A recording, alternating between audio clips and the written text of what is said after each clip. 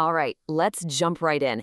Today, we are diving deep into one of the most, blistering critiques of democracy ever put to paper, H.L. Mencken's Notes on Democracy. And look, Mencken doesn't just question the system, he takes a sledgehammer to its very foundations. So let's unpack his argument.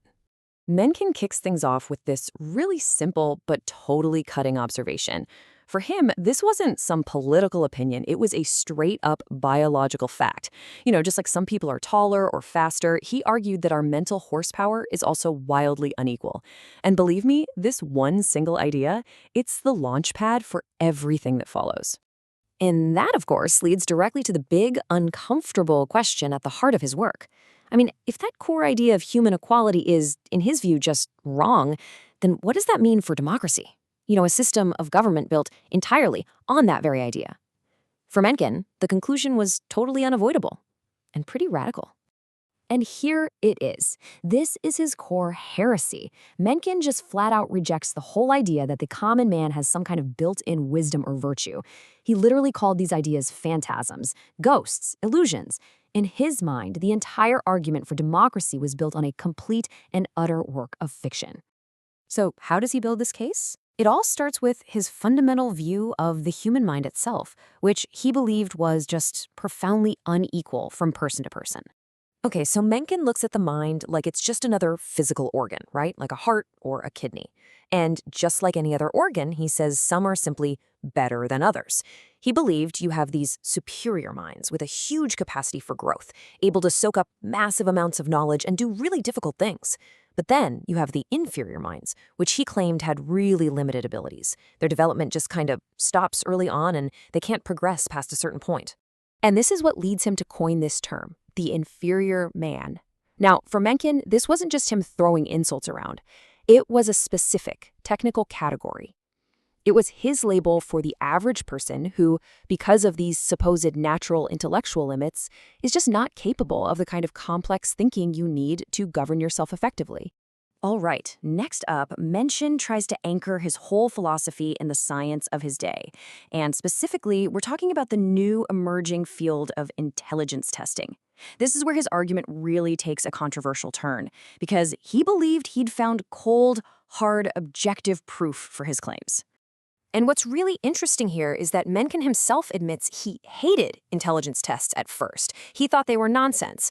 But he claims the evidence was just so overwhelming that it won him over. He eventually came to believe they were a genuinely effective tool for measuring what he saw as the innate, unchangeable intellectual differences between all of us. And this, he argues, puts anyone who believes in democracy in a terrible bind. So why would they have to reject these tests? Well, because in Mencken's view, the results are a mortal threat to their entire ideology. Okay, let's break down his logic. First, he says the tests provide scientific proof of the very inequality that democracy is forced to deny. And second, they create a rational scale for that inequality. This is what introduces what Mencken calls the concept of the unteachable. Basically, people who just cannot learn beyond a certain pretty low point. So what's the result? Well, you get this really stark conclusion. You end up with a huge class of people who are physically adults, but mentally, they remain on the level of schoolboys. And so Mencken asks, how can a society that's run by children possibly succeed? Okay, this brings us to Mencken's critique of the psychology of democracy. He basically argues that since you can't defend it with facts, in his opinion, it stops being a political system and starts operating exactly like a religion. He claims that when a true believer in democracy is faced with uncomfortable facts, say the results of those intelligence tests, they don't respond with counter-evidence. Nope. Instead, they fall back on emotion and morality. They start talking about what ought to be true, or about the dignity of man. And to Mencken, this is all the proof he needs. Democracy, he says, isn't really a political system you can debate. It's a theology. It has its own sacred texts, its own saints, its dogmas, and of course, its heretics. It's all based on faith, not reason. So, in Mencken's view, this whole dynamic plays out the same way every time. The anti-democrat comes along and argues from what they see as facts and observation. But the Democrats' reaction isn't just to say, you're mistaken. No, they say, you are wicked. And the more plausible or rational the argument is, the more wicked the person making it becomes. Dissent isn't just a disagreement, it's heresy. All right, let's move on to the final part of his argument, and this is probably the most devastating part of his entire critique. This is where he delivers his ultimate verdict on the common man. He makes a claim here that's absolutely crucial to his whole point.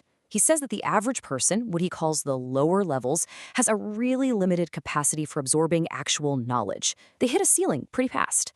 But their capacity for absorbing delusions, for believing things that are just plain wrong, oh, that is almost infinite. And so he gives this person a name.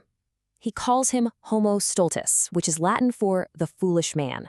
This is his final, absolutely biting label for the average citizen who is supposedly at the heart of democracy, a person defined, in his eyes, by a dreadful weakness for frauds and thinking that is almost entirely palpable nonsense. So let's paint the full picture of Homo stultus that Mencken draws. This is a person who is constantly being victimized by priests and politicians. His heroes are always frauds. He actively hates the very people who are working for the progress of the human race. And why? Because what they're doing is beyond his grasp, and anything he can't grasp, he just assumes must be immoral and evil.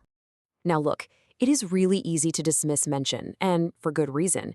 His arguments are incredibly elitist, they're offensive, and they're based on the science of his day, much of which, like early biased intelligence testing, has been completely discredited. And yet, here we are, nearly a century later, and his acidic observations about politics and how crowds behave, they still resonate. They still find an audience. So that leaves us with the final question, doesn't it? Why do these uncomfortable and frankly ugly ideas still refuse to go away?